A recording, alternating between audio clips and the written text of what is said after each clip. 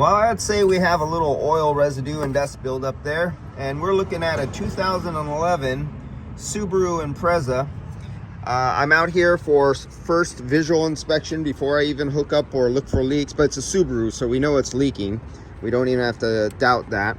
We know Subarus do like to leak up here, but this is usually not the model that's as notorious as the others.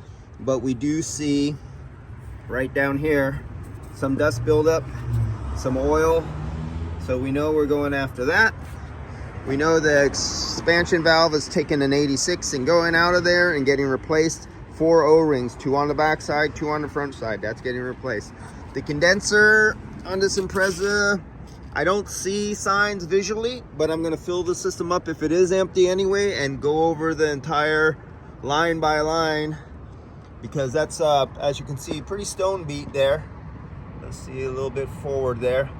So we got some beaten going on there, and we don't have the usual oil stain right there below on the desiccant bag containment. So I'm going to check it for gas. Hopefully it still has gas in it.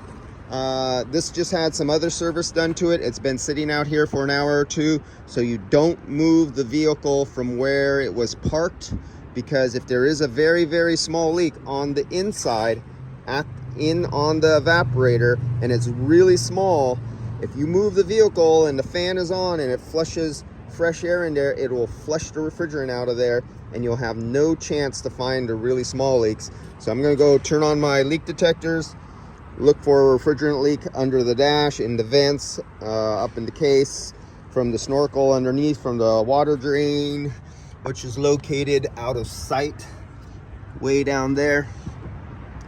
And I'll be back. I'm sure this Impreza will have a second and third video on it. I'll see you guys later.